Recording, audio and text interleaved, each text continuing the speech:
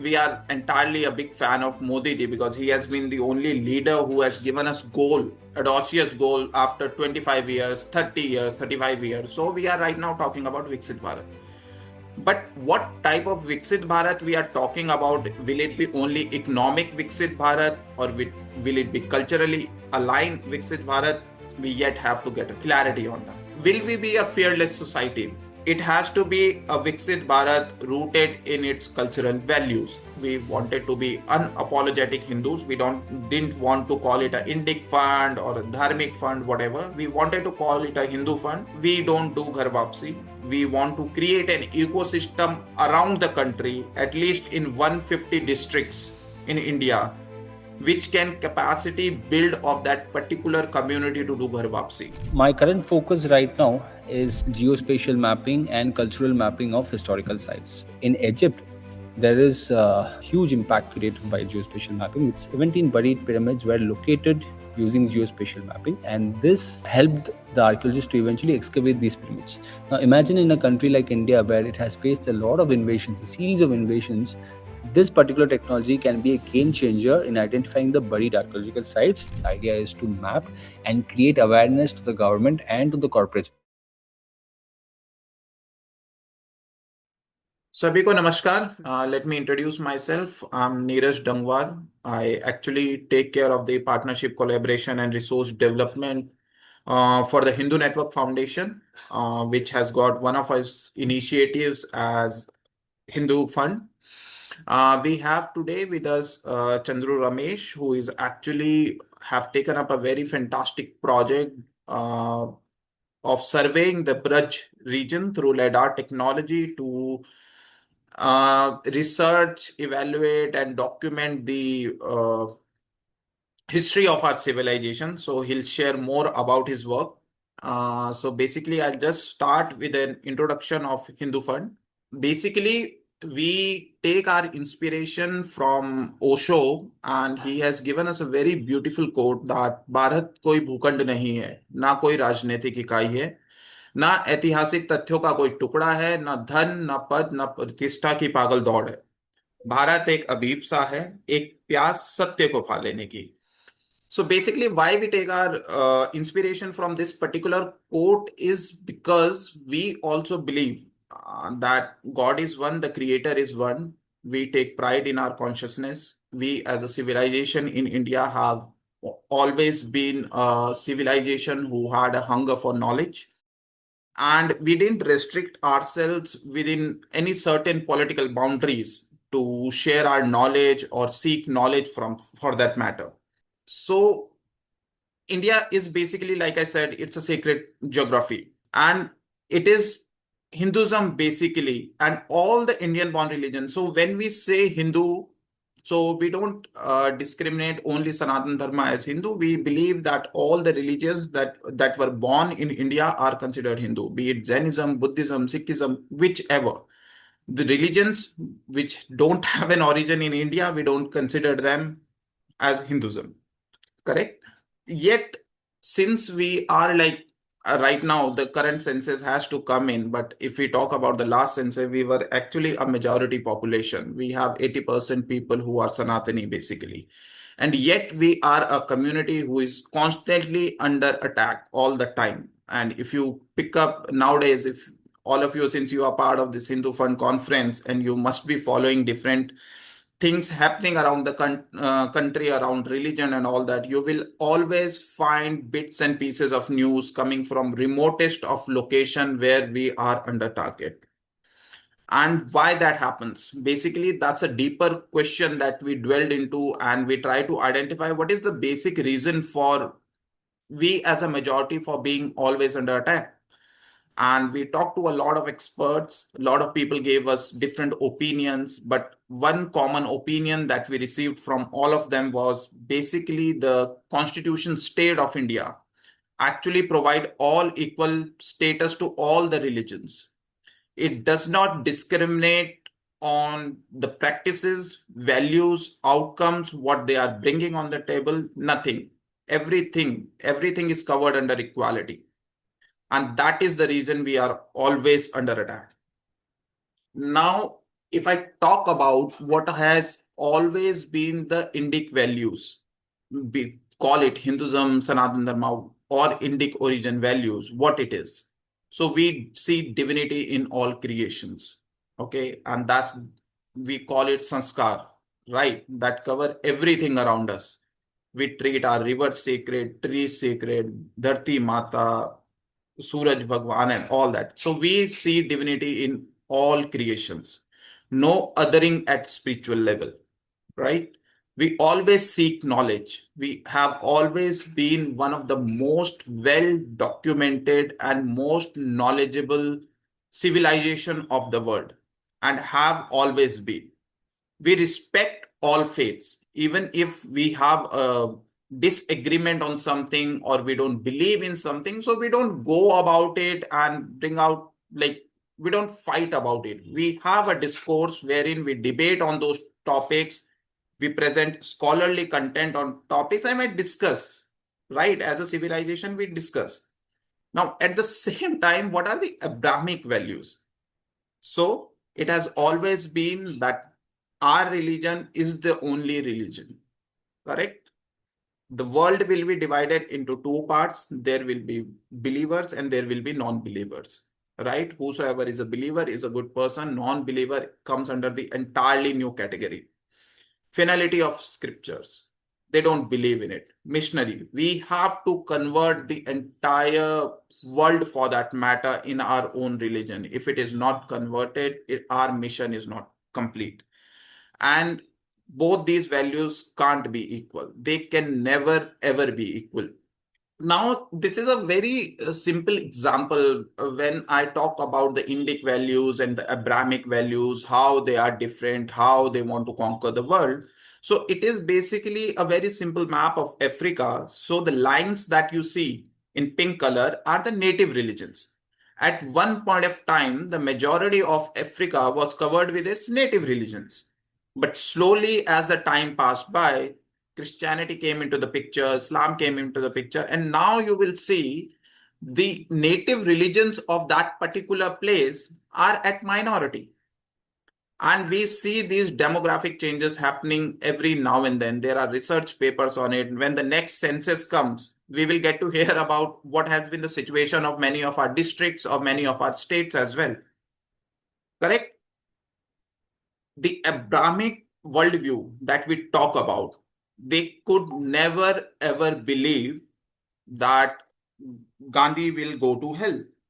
They could never ever believe in that. So, for that matter, they had to baptize Gandhiji. And it's a well documented, you can read this document actually. It's written by the researcher Helen Redkey. So, they had to baptize Gandhiji in order to give him a place in heaven. Correct? Uh, Rabindranath Tagore ji called it out long ago, and I'll read it for you. There are two religions in earth which have distinct immunity against all other religions. These two are Christianity and Islam. They are not just satisfied with observing their own religion, but are determined to destroy all other religions. That's why the only way to make peace with them is to embrace their religions, right? So we can very clearly see that it is they are talking about Islam and Christianity over here.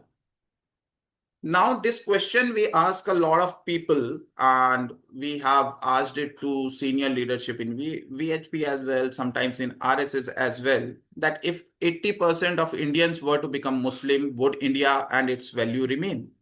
Means everybody can ask this question to themselves, and they themselves will have an answer for it, but nobody wants to call it out. Correct? Now, there was an NIA charge sheet. PFI wanted an Islamic rule in India by 2047. So, under that, so they had clearly mentioned how they will actually infiltrate the army, police, judiciary, and establish Islamic rule in India by 2027. Now, this particular organization has been banned, but actually, the thing is, they are very clear about what they want to do, right? I'll play a small tweet for you. Make our education system independent of this secularism, Islamization of knowledge. So we want to Islamize all sciences, whether it's biology or physics or medical science, and then you go to community and then society and to country. And that's how the entire nation is reformed.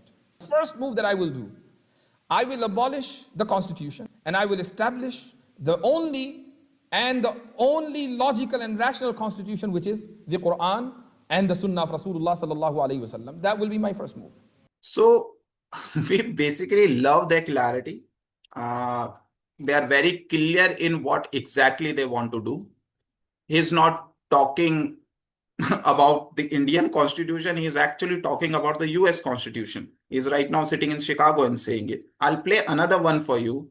एक व्यक्ति तो मूर्ति पूजा कर रहा हुआ बैठा और एक व्यक्ति बैठा हुआ किसी बच्चे का बलात्कार कर रहा है. कौन सा अपराध बड़ा है? मूर्ति पूजा. So I'm not going to say much on it, and I'll leave it to your distinction that what exactly is the mindset and what clarity they have when they go out and do propagation for their particular religion and how they want to do it. Now, this is another thing that everybody, each one of us should know about it, and we have been facing it for a long time. There are some cases that are pending against it. This is called a Joshua project. They have actually, if you see all these red dots, so these red dots are basically the research that they have conducted in order to identify where the light of God has not yet reached. If you see India, right now it's all in red. So there are so many places in India where the light of God has to reach, which means Christianity has to be propagated to those people. Bible is one of the best books which is translated to maximum of the Indian languages. Okay, it is available in any native language. And that's how all the tribal people and all the remotest of location, you will see the majority of the conversions happening. This is Arshdeep Singh Saini. So he was arrested, then he was released. So highest number of Sikh conversions to Christianity are happening right under the nose of Amritsar, within 25 kilometers of Golden Temple. Right? That's the state we are living in right now. We actually checked with the AI what is the percentage. So they say the estimated 23% Christian population in Gurdaspur district with similar trends in Amritsar. Right? There are people like this, turban wearing, hallelujah speaking pastors. Correct? Then there is George Punaiya, who says that I wear shoes because I don't want Bharat Mata to contaminate my shoes. Correct? And then on top of that, Rahulji goes and seeks knowledge on God from him. See? Now, what are the major problems that we have right now? One biggest problem that we have, that all our biggest of temples or richest of temples are all under government control. Their money cannot be used for our dharma. It is being used to build hospitals, maybe bus stands, or all the other social works. But it is not being used for the promotion of our Sanatana Dharma, which ideally should happen, because we give money in a temple with a astha, and because we are Sanatanis. That's why we are giving the money to a temple. If it has a surplus after taking out all its operation, it should be used for the Sanatan community only. And that's how it used to happen in the ancient times. Means temples were the center of the economy. Correct? Then there are Islamophobia. UN recognizes Islamophobia. If you talk anything about Islam, you are tagged as Islamophobic. And you will see it everywhere. People using a best use of it in the best possible way. Then there are battles for swastika that people are fighting outside India because it's considered a Nazi symbol. Right? Then there is an entire caste system and how the Hindu population is divided into different castes to fight among each other. This is Sufia Pathan, who has dedicated her life to study this. Means every time we go on debate, we talk about it and everything. But never have I ever, or in rarest of cases, we have been able to present a scholarly content which actually decodes the entire problem. So she is working on that. This is another question. Are we heading for a civil war? We see small civil wars happening every now and then in bits and pieces here and there. You see it all over the place. Now, what is the long-term solution? Long-term solution is basically revamping design of the Indian state. We have an entire project going around it, which we call the Dharma project, but it's a long, short project, right? We need a lot of time, lot of intellectual minds have to get into it to do it. What are we right now targeting at? We are targeting at a Viksit Bharat, which is a like we are entirely a big fan of Modi ji because he has been the only leader who has given us goal, audacious goal after 25 years, 30 years, 35 years. So we are right now talking about Viksit Bharat. But what type of Viksit Bharat we are talking about? Will it be only economic Viksit Bharat or will it be culturally aligned Viksit Bharat? We yet have to get clarity on that. Now when we talk about Viksit Bharat, we have certain questions which we need an answer for. Will stone pelting on Ram Navami Sobha Yatra be thing of the past? Will we be able to comfortably take our Ram Navami or other festival Sobha Yatras in a peaceful manner? Will Christianity stop soul harvesting? Will the conversion stop? Will our tribal communities or the rural places, will they be secured? Will we have a fair and fast justice delivery? There won't be any cases which are pending for like 25 cases, 30 cases. The entire life of a person has been spent in jail for trials only. Will we be a fearless society? And this is a very big question. Will we be one? So actually, if all this is possible in a Viksit Bharat, yes, it's a fantastic thing. We should go for it. Now, what do we want? We want a state that protects, preserves, and promotes its homegrown knowledge system, traditions, culture, and values. Right? It has to be a Viksit Bharat rooted in its cultural values. Then only we will actually be called a Vishwa Guru or a Viksit Bharat. What are our interim solutions right now? Because Viksit Bharat is still in 2047 and Indian state is also a long term. But what are our immediate solutions? So there are people who are actually reviving Gurukuls. So he is Mohit Bharadwaj. He is actually preserving one of the lost 13 Shankayana of Rig Veda. He is training 14 to 15 brahmacharis in his Gurukul who are being trained in that. Only two acharyas were living for that particular Shankayana. Now we are actually satisfied that, and we can be hopeful that that particular Shankayana won't be killed. Means he has trained the next generation of learners for that.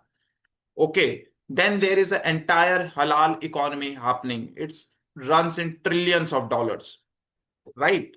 We never know. With so much movement through Ravi Ranjanji, who has dedicated his life to bring out all these halal mafias and filing petitions, RTIs, and whatnot he has done.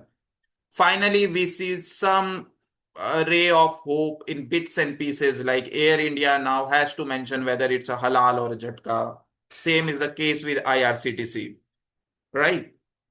Then we have to fight our temples. This is Kashi Vishwanath temple. So people used to do Vajru in the shivling that we had. Then there are ex-Muslims who have been a Muslim in the past, but now they have left Islam.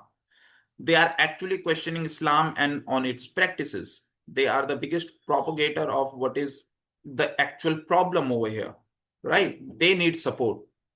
Then there are temples. So this is actually work of Ugra Narasimha. They have gone around in Mallapur district, which is actually where Hindu community is a minority. So he has documented over 300 temples, right, which have been invaded or destroyed during Tipu Sultan and the Mopla raids.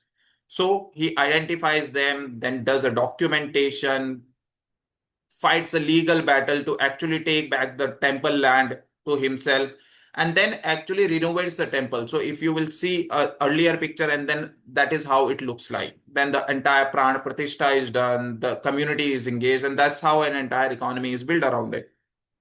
Correct. Then there is Hindophobia tracker. We always talk about Islamophobia and how the particular community has been harassed by Hindus or Brahmins or whatever. Right. But there was no database where they actually document how many hate crimes have been there against Hindus. Who will document? So it is a fantastic scholarly content done by Nupur Sharma and Rahul Roshanji, where they actually categorize each of the cases that they come across. They have an evaluation process through which the entire case goes through. And then there are reasoning to it, why it will be called a hate crime against Hindus, right? So right now the number is much higher. I think it must have crossed 5,000 by now. Then again, so we are fighting to actually take control of our own temples from the government control. Then there are Gita Natyam. This lady has taken up a pledge to actually convert the entire Bhagavad Gita into Bharatnatyam so that it can be taught as a workshop in schools and colleges and made young generation connect to our roots. Then there is Parvati Ma. She has, on her instructions from her guru, she has actually taken a sankalpa to build a Baul ashram. She has taken a pran that I won't let this particular art form die in West Bengal. Right. So she is building an ashram which needs to be supported. Now, to achieve all this, so that's because so many things had to be done. So we had to take an audacious goal. So we said that we will create a 1,000 crore Hindu fund. Initially, we thought that it will be a very easy task for us as it will be called Hindu fund. We wanted to be unapologetic Hindus. We didn't want to call it a Indic fund or a dharmic fund, whatever. We wanted to call it a Hindu fund so that our goals are clear, our modus operandi is clear, and people know that where this money will go to, right? And the purpose of that was we did operated only on two principles, and we are doing it till today. We will make liberal grants. We will evaluate a project, we will see what impact it is making, and we will make liberal grants. We will trust a person over a period of time and then evaluate over time whether the money has been utilized for the right purpose or not. If we have had till now, we have had like 96% of success in this. Normally, the money which is allocated only goes to the project it has been meant to, and there is no discrepancy in the utilization funds of anything. We have not come across anything like that rare. So when we said that, okay, this 1,000 crore is like a long shot, it's going to take certain years. So what are our top priorities now? So as you all know, there will be if there is a case, there is only two form of battles that will be fought. One will be on the street, the other will be in the court. And to fight in court, you need special professional people, lawyers who understand and who are on our side. So we want to build a legal fund, okay, which will only fight for dharmic causes or for Hindus with whom fraud cases have been listed. Then we want to preserve all our manuscript and inscriptions. Right. So there is an entire database of manuscript. So we have formed. I'll take you through each of this work.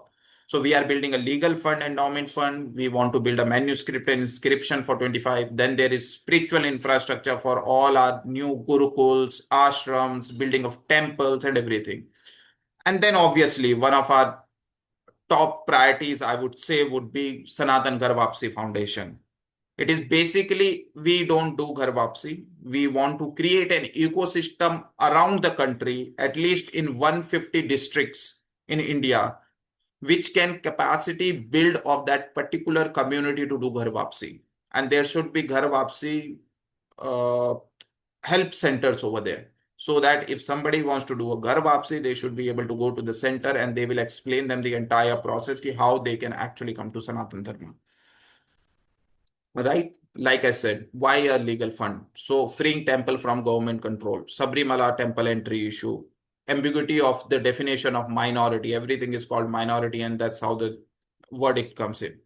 Challenging foreign contribution. This is very, very essential for us because right now the majority of the money that comes into India is to the NGOs who are like multi-country NGOs, and most of these money goes in the tribal development, rural development, all sorts of programs, and ultimately the end result is many a cases conversions as well.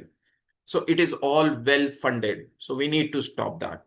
We need to reclaim our temples. Then several other cases which are pending.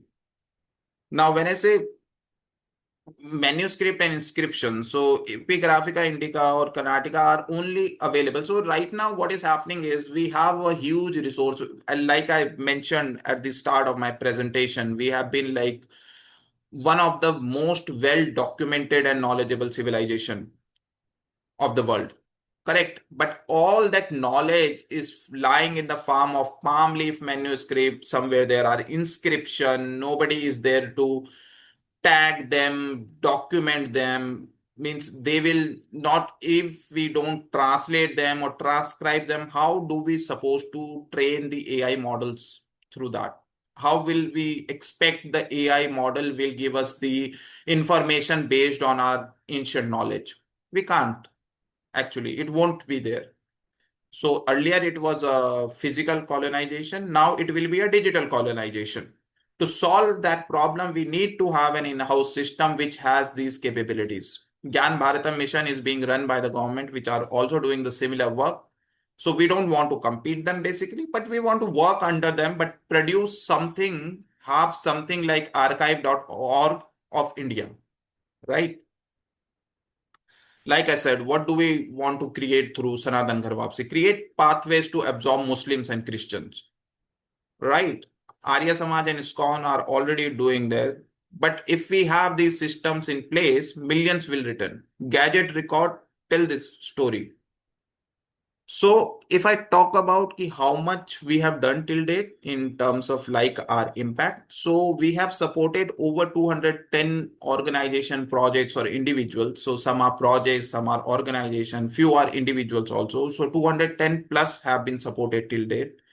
Till since 2016, 22 crores have been distributed as grants. Maximum of this money is Rahul Diwan's personal money, because we started fundraising in Hindu Fund only 2 years back. And we have had some success, but I won't say a fantastic success. Then we have an annual spend of 7 to 8 crores that we do, correct? This is our governing council.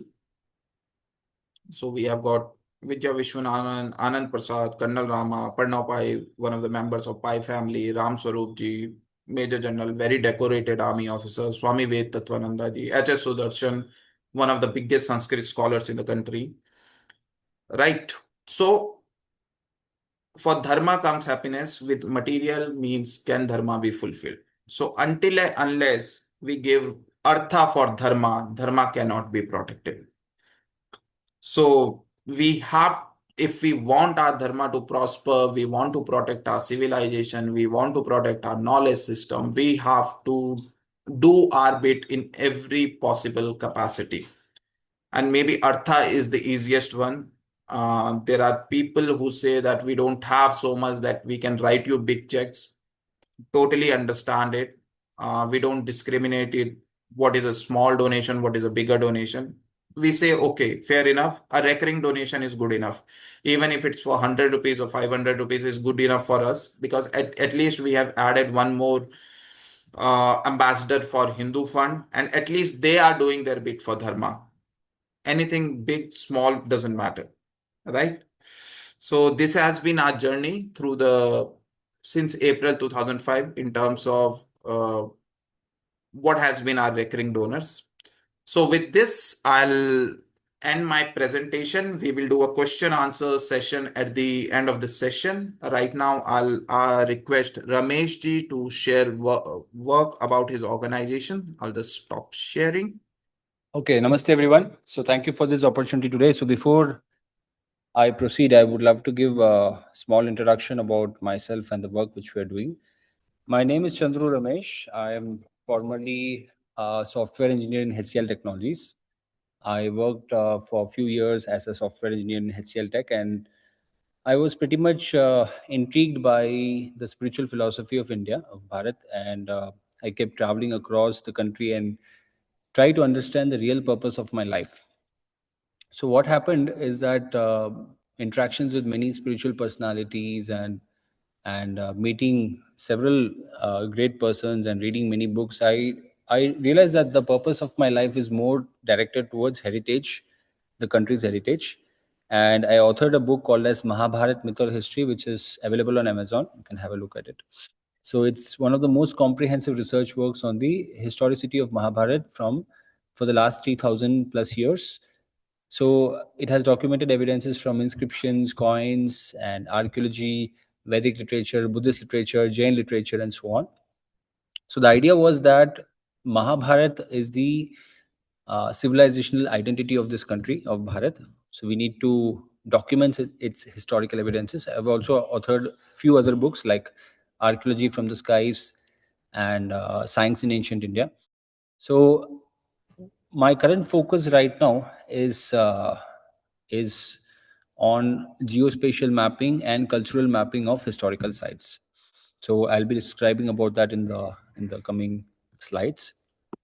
So before we proceed further, all of you must be aware that Bharat has faced a lot of invasions for the last 1,000+ years, thousands of temples demolished, millions slaughtered, and sacred sites like Vrindavan, Mathura, Somnath, Kashi. We have faced a lot of that in the last 1,000+ years. And then there was a British colonialism, ancient universities getting burnt. So specifically in the context of the land of Braj, where we are working, so Braj specifically has around 5 invasions. Braj has faced 5 consecutive invasions in the last 1,500 years. The first one was around 1,500 years back by the Huns.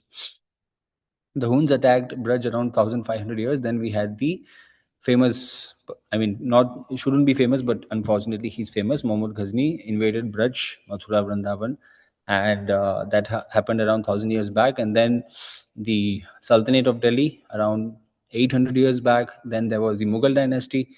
Aurangzeb famously destroyed this temple of Govind Dev Ji.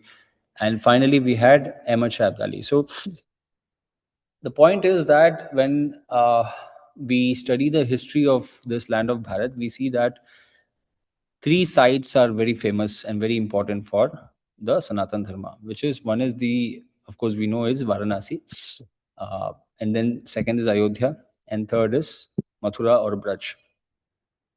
And the speaker of Bhagavad Gita, Krishna, he belongs to the land of Braj, and therefore I found it very essential to document, map, and list the historical sites of Braj.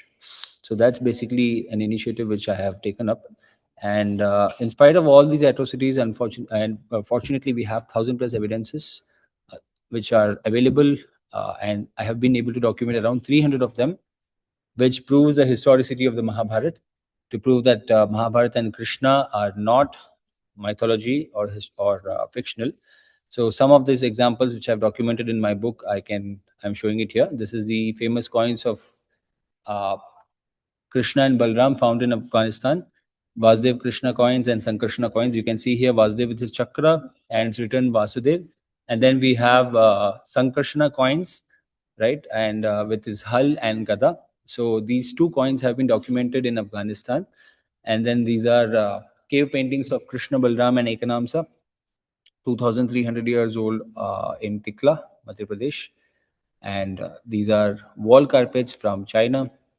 So many such evidences we've been able to document in this book, Mahabharata Myth History. We also have, I'm visiting faculty in multiple universities, including in IITs and also Delhi University. These are appreciation letters from Delhi University. And this is an MOU with IIT Tirupati.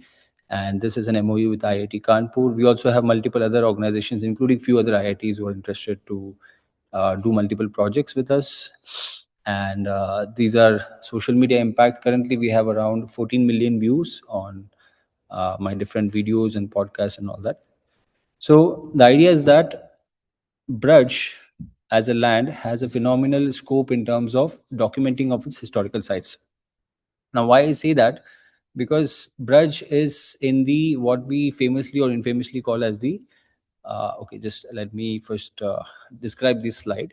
So these are different important personalities here, like head of Uttar Pradesh Bharat Tirth Vikas Parishad, Ranjana Chopra, who was formerly the additional chief secretary of Ministry of Culture and Tourism, and Mukesh Kumar Mishram, formerly principal secretary Tourism and Culture, Government of UP. So we have made a lot of meetings, and we are trying our best to secure permissions for our mapping project, and we are pretty sure we are very close to doing it this year.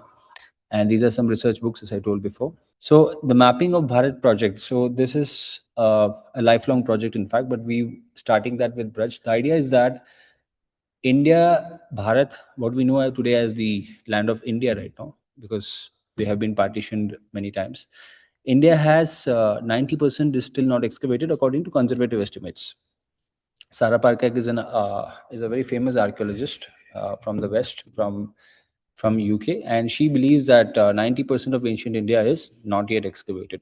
So imagine the possibility of how many historical sites are still buried, and even if they are not buried, they are semi-excavated or semi out of the ground.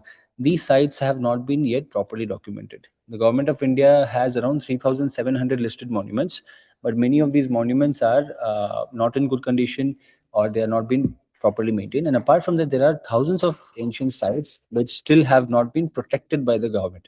And you can never protect a site unless you know where it exists. So mapping is the very critical aspect of protecting an ancient site. So what we aspire to do this year is to uncover a buried archaeological site in the land of Braj. And as you may be aware, that Braj has several critically important historical sites. As we know, Mathura is very famous. Then we have Vrindavan, we have Govardhan, Gokul, Nandagaon, and all these different historical regions.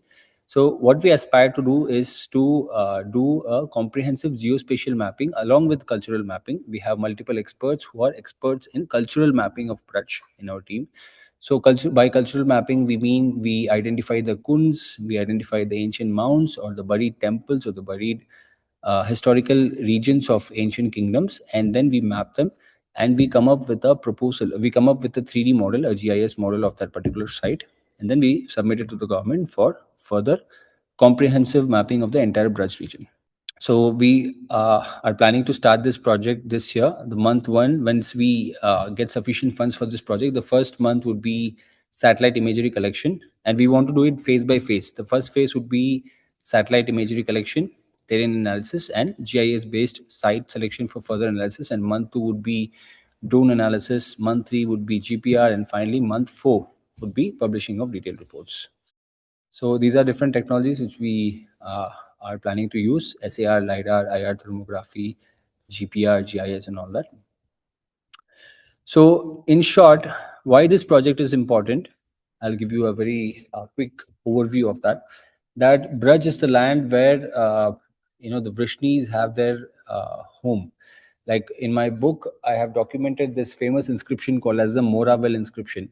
Now, Mora inscription is one of the most unique and fascinating inscriptions. It's a 2,200-year-old inscription, which documents the existence of an ancient buried temple in the land of Braj. Now, Moraville inscription refers to Panchavira Vrishni. It also refers to the word Pratima. When we say Pratima, the word Pratima clearly means a deity or a statue, or a proof that there was some kind of worship happening there. So Moraville inscription is one of the most fascinating inscriptions, which says that the 5 Vrishnis were worshipped in the land of Braj. Now Mora is right next to a village by the name of Bahulavan. Bahulavan is one of the ones of Braj, right? Vrindavan is one of the forests of Braj. Braj has 12 prominent forests. So Bahulavan is one important forest. And right next to Bahulavan, we have this village by the name of Mora. Mora has a lot of historical background to it. It has this inscription. It has many ancient statues which were found in this region. So our idea is that this inscription is referring to the existence of an ancient worship site in the land of Mora. And if we are able to comprehensively map this particular ancient temple, this could be a proof of concept for a complete Braj mapping. And having completed that, this could become a model for the entire country as to how geospatial plus cultural mapping can bring out lost or forgotten heritage sites. Now, we have been trying this for more than a year, and the journey has been quite a ride in terms of getting the right people. And we fortunately have been able to tie up with IIT Kanpur and IIT Tirupati, 2 premium organizations in this arena. We also have experts from ISRO who have already done some kind of mapping in Indus Valley sites, who are willing to guide us and help us in this regard.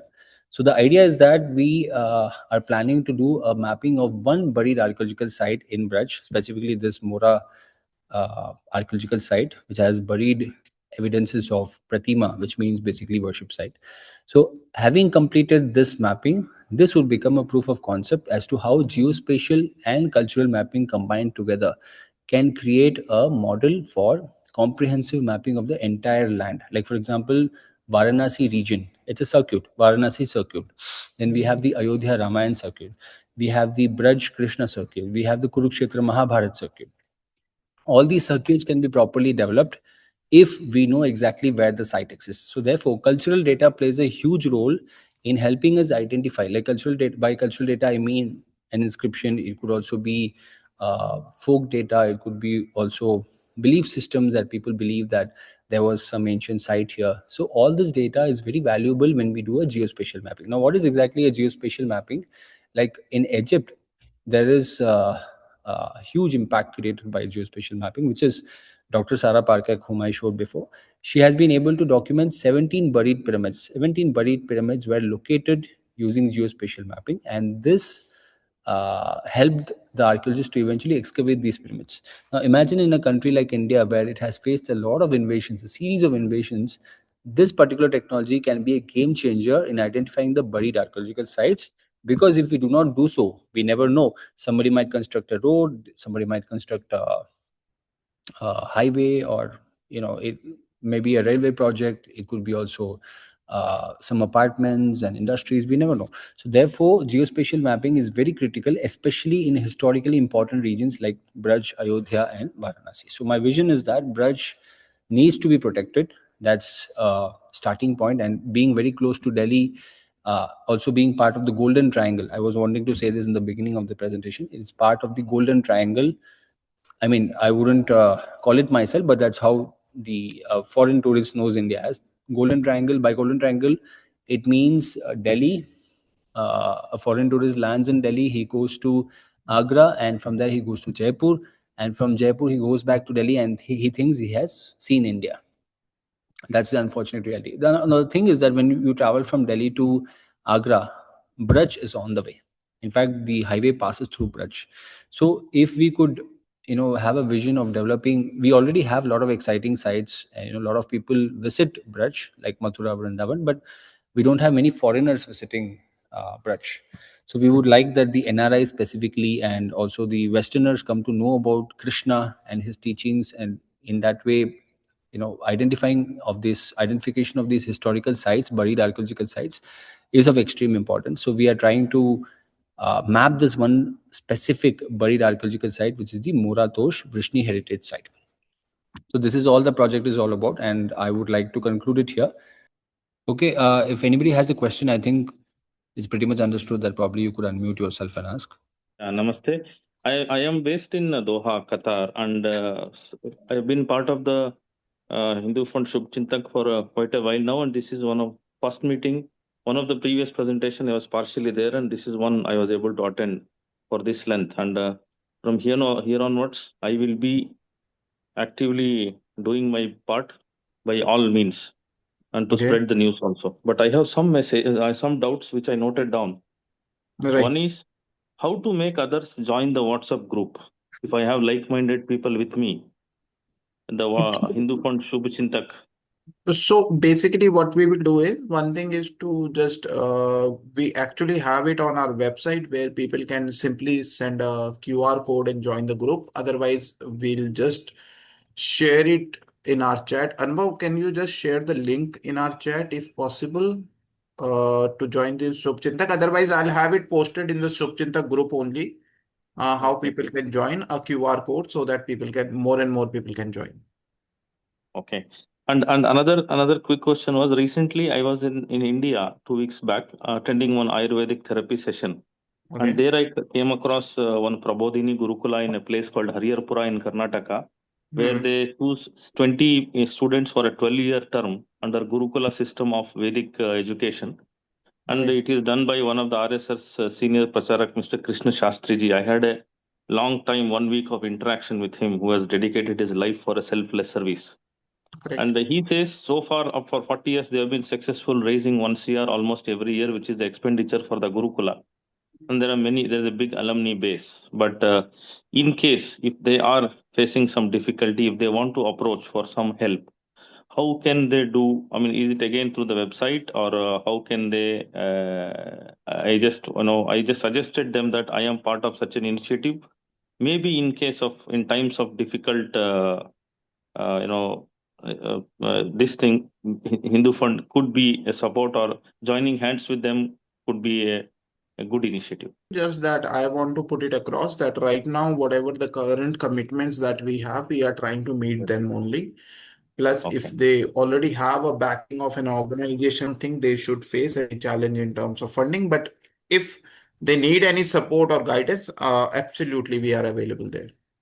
Thank you so much. I have many things to ask and discuss, but maybe I should give time to others. Thank you so much. I'll spread the message and I'll do my bit. Thank you so much. Thank you so much. Thank you so much, Sumanji. Mr. Ramesh, thanks for doing this excavation activity and other such related stuff. So my question is basically like I am also kind of in your boat only, like maybe 5 years behind you. So I am also working as an IT engineer. How did you actually go back from your safe financial source of IT world? You must have been getting paid well. So how did you actually made up your mind, and how are you managing your resource financial like burden now? So can you please shed some light on this? Sure. So, just to give you a brief background, I was very much a spiritual seeker. Like, I was inspired by the teachings of the Gita and also the Upanishads. And I went through a lot of, I would say, traveling to meet many spiritual personalities and visit many temples. So I benefited a lot from my travels and meeting many people. And, it took me many years to understand what's the calling of my life. And then I would say around 6-7 years back, I could realize that history of Krishna and history of Mahabharata is something which is very, very dear to me, very close to me, and I would like to dedicate my life for that purpose. And somehow, I don't know how it happened. We had a very good time from the time when I released my book. It really gave a fantastic impact. I mean, we have sold around currently around 5 or maybe between 5 to 6,000 copies of my book. Although I have no previous experience as an author, but now a lot of demand for me to come and present about history of Krishna, history of Mahabharata. So I'm very fulfilled in what I'm doing. Although it's not that I'm floating in money and all that, but somehow I have a very supporting family. My father is my pillar who has been supporting me in my rough times. The last 6 months especially was one of the toughest of my life personally. I've been through a lot in the last 6 months, but fortunately things are becoming better. In the last 1 or 2 months, things are getting better, and we had a very good team, and we were able to do a lot of work previously 6 months back, and then we created a foundation 3-4 months due to my difficulties in my extended family and all that. So we went through a lot, but now again things are becoming better, and now currently the finances are managed primarily by a tourism initiative. I have a tourism initiative where I take people for historical tours, and I have a supporting family, as I told you earlier, and also I run an NGO. So somehow that helps me a lot. So these are 3 ways I run myself currently. But I'm pretty sure that we are also taking up some heritage conservation projects, like heritage restoration projects this year, hopefully, and that will also help us to improve things.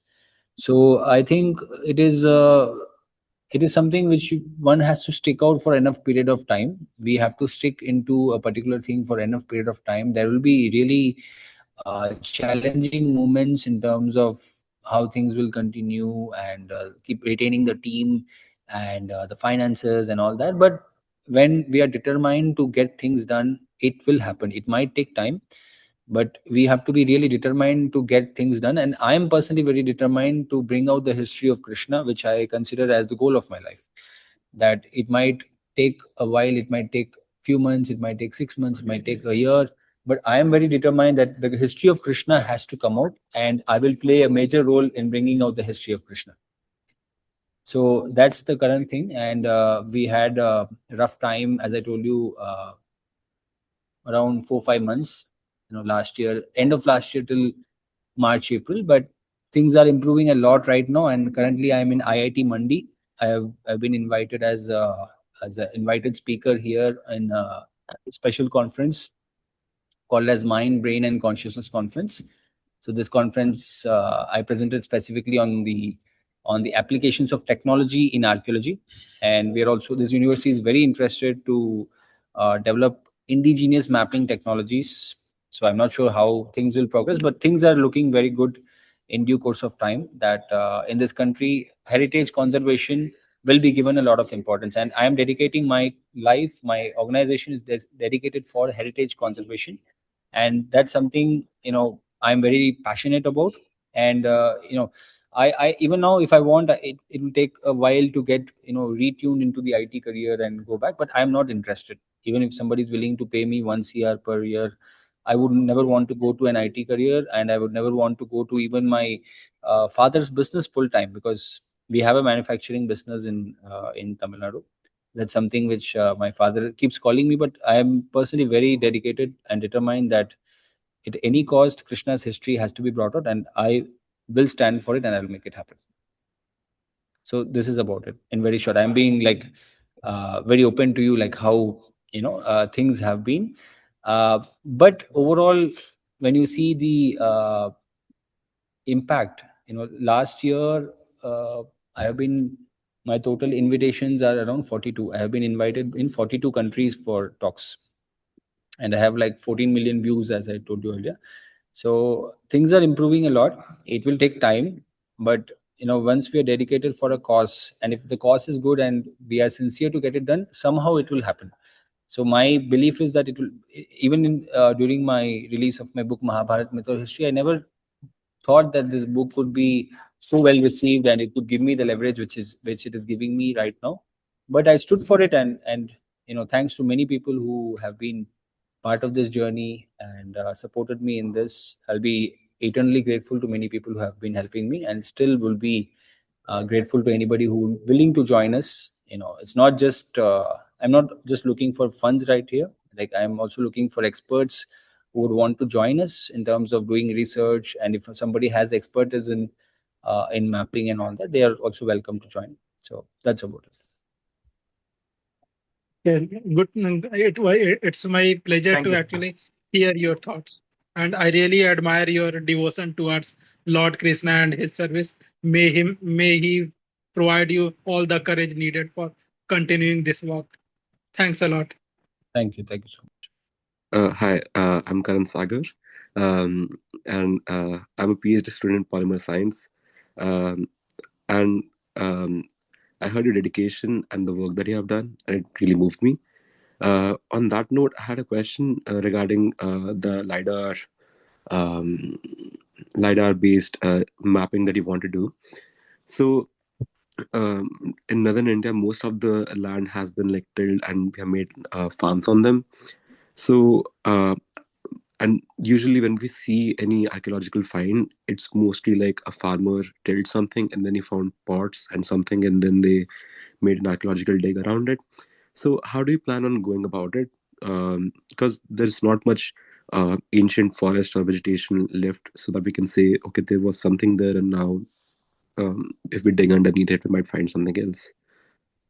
Yeah, thank you for that question. So I think the answer for this is, we have spoken with multiple experts from ISRO and all that. So their belief is that and synthetic aperture radar data of 30 centimeter resolution is good enough to, even if it's a farmland, and even if it's, like you said, tilled, unless there is some construction, we still have good chances to identify clusters, identify potential clusters by seeing the anomalies. We do have some potential, and 30 centimeter resolution is quite a good resolution to understand the anomalies in the particular site. And then, the real thing will happen when you do a drone mapping on top of it. Drone mapping will help us to, further, because these waves have the potential, to see what happens in the farmland specifically is that, if you see, Sanoli is also an example. Sanoli was also a farmland, if you're aware. Sanoli was a farmland, and when the farmer dug deeper, he did find that archaeological site, which is the Sanoli chariots. So it's not exactly that if you have a farmland, you will not be able to see the buried archaeological sites. There are different technologies. A combination of them will help us to understand around, if I remember correctly, between 7-8 meters and little higher above would be the higher range. We would be able to see potential clusters of sites which are that deeper. So around, I would say, a date range of around 2500 and beyond, we still could see going back to around 3000, 3500 and 4000, but going much deeper would definitely be difficult. I don't deny that. But overall, the idea is that this particular Mora site, which I am identifying, which I want to map, this is already having a mound in that particular place, and also the surrounding areas of this well has brought out many ancient statues of the Panchavira Vrishnis. Now let me give you a quick idea of the Panchavira Vrishni and how I believe that this will be a game changer in Indian archaeology. The Panchavira Vrishnis have been I'll just do the screen sharing. So these are the Panchavira Vrishnis, right? The Panchavira Vrishnis, this is the particular sculptural panel found in Guntur, Andhra Pradesh. And this sculptural panel has the Panchavira Vrishnis, the 5 Vrishnis carved. And on the center, you can find Narasimha. So when I tried to identify the Panchavira Vrishnis, Vayu Puran gave me the answer that Balram, Vasudev, Krishna, Pradyumna, Aniruddha, and Samba are the 5 Vrishnis, the 5 great Vrishnis. Now, the particular place in question, the Mora village, since we are now doing screen sharing, let me also show it in a map. See, this is the Mora village in Braj, in Vrindavan. So this particular village has already, you see, this is Bahulavan, as I told you, and this is Tosh. Tosh also has a lot of ancient sites in this region. And Mora specifically, this village has given evidences of ancient statues going back to 1,000 years in this particular village. So when we speak of farmlands, it's not always that all lands are farmland. There are many lands which are not yet touched, and also we have state protected regions which are not to be touched, right? When we have a mound, we also have the AMASR Act applicable, which that people are not supposed to dig around the particular site, right? Around 100 meters and then 300 meters. So there's a rule that 100 meters is a prohibited zone, 300 meters is a restricted zone. So there are sites like this. For sure, we are going to find an ancient site. See, the idea is not to excavate. Now, I heard one of you say that I'm trying to excavate. The idea is not to excavate. The idea is to map and create awareness to the government and to the corporates, because we are a non-profit. We can definitely try for CSR. Our idea is to go to the corporates and tell them, hey guys, you must support mapping of a historical region. And once mapping happens, then the next thing is the government comes into play and protects the site. And once the site protection happens, eventually excavation will happen in due course of time. So the idea is to create awareness among the government and the corporates regarding the importance of mapping, right? I hope I made sense of, so there is a lot of potential. Braj has many ancient mounds which are still not properly mapped. And there are ancient civilizational evidences, not just farmlands, but even lands which are just lying there, which can reveal buried archaeological sites, which in fact will definitely reveal, because we already have done ground survey. So we know exactly which sites can yield ancient worship sites, or maybe even civilizational evidences of the Yadav dynasty or the Vrishnis and all that. So I hope I answered your question. Here we go. So this is the website. Okay, I hope you can see the screen. These two are the main initiatives: Kurukshetra Geoarchaeology Mapping Project and the Braj Geoarchaeology Mapping Project. Website is historica.org, and you can feel free to visit this website. And the idea is that we map all the sites related to Krishna and Mahabharat. We have also our videos and documentary films and our team partners and the experts who are part of our team and all that. We have a corporate partner as well, and we have academic partners. IIT Kanpur, IIT Tirupati, UP State Archaeology Department is also giving us full support. So this is basically about us. We have started from scratch and come this way, and we have now entered into temple restoration and all that. So this is our donation details. Like, this is the QR code, is there on the website historica.org/donation, account details. And here's the payment gateway where you can just click and you can donate if you want. And if you're from abroad, then we have this QR code as well. It's all there on the website. This is in case if somebody wants to donate from abroad, this is a PayPal payment gateway. We don't have FCRA right now because we just crossed 3 years and we'll apply it this year and we'll get it by the end of this year. But in India, somebody wants to contribute from India, absolutely no problem. And we're also listed on the Sangam Docs website, so you can also donate from that. So that's about it. And I leave it to Neeraj. Okay. Thank you so much. Thank you so much for your time, effort, and thanks everyone for joining in.